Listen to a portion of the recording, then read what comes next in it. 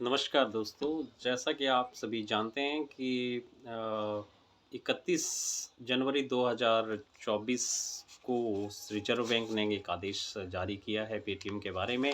तो पेटीएम का आदेश आने के बाद जो है पेटीएम यूज़र्स के बहुत कन्फ्यूजन में हैं पेटीएम यूज़र्स की कौन-सी सेवाएँ जारी रहेंगी और कौन-सी सेवाएँ बंद हो जाएँगी।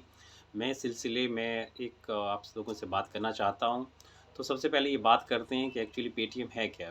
पेटीएम एक यूपीआई ऐप है जो कि सबसे पहले भारत में आया और कोरोना टाइम में इसने बहुत ही नाम कमाया और ये ऐप इतनी फ़ेमस हो गई पूरे इंडिया में कि सब्ज़ी वाले से लेके बड़े-बड़े लोग इसका इस्तेमाल करने लगे और एक दिन से बिल्कुल छा गई जिसको कहते हैं वो पूरी तरह से छा गई पेटीएम जो ऐप है पूरे देश में।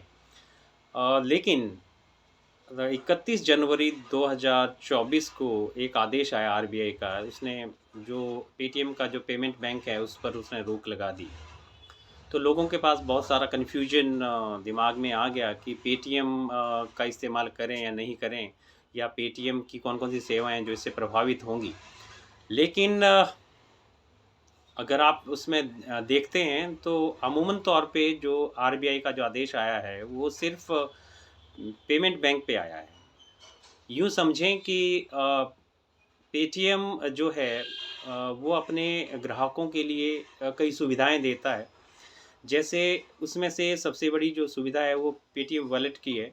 पेटीएम वॉलेट वो होता है जैसे अकाउंट से अगर आप अपना पैसा ट्रांसफ़र करते हैं और उसको आप अगर उस ऐप का जो वॉलेट है उसमें रखते हैं, ताकि उस पैसे का यूज़ आप छोटी-छोटी चीज़ों के लिए कर सकते हैं। मान लो कि आप मूवी का टिकट खरीदना चाहते हैं या मेट्रो रिचार्ज करना चाहते हैं या फिर आप फ़ोन का रिचार्ज करना चाहते हैं, किसी सब्ज़ी की पेमेंट करना चाहते हैं, तो डायरेक्टली आपका पैसा जो है वो किसी बैंक से ना कटते उस वॉलेट से कट जाता है। तो ये तो है वॉलेट की सुविधा। और दूसरी जो सुविधा पेटीएम ने स्टार्ट करी थी वो उसका पेटीएम बैंक जो है, पेटीएम बैंक की जो सुविधा करी थी उसमें केवाईसी करने के बाद जो था वो अपने ग्राहकों को खाता खोलते थे और उसमें उस खाते के ज़रिए मतलब अपने बहुत सारे ग्राहक उन्होंने जोड़े भी हैं।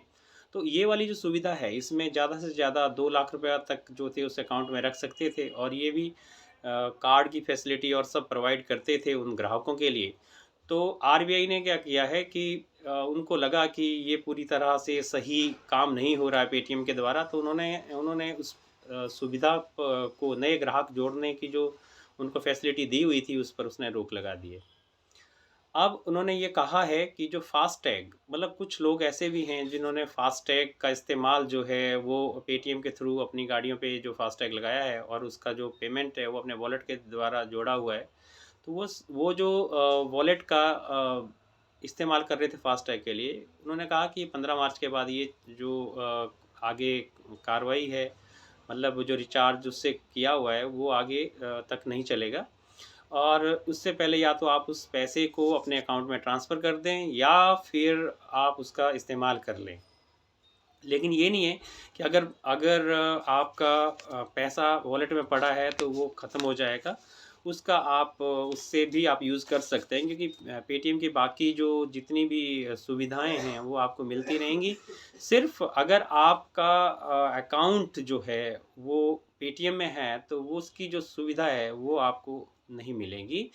और अगर हम बात करें यूपीआई की अदर पेमेंट में, अगर आप उसमें अकाउंट्स अगर आपका पेटीएम जो है वो किसी आपके दूसरे अकाउंट से लिंक है, मतलब बैंक के किसी भी अकाउंट से लिंक है, तो आप उस सारी सुविधाओं का इस्तेमाल कर पाएँगे और सारी की सारी चीज़ें वैसे ही चलती रहें, 15 मार्च के बाद ही वैसे ही चलती रहें।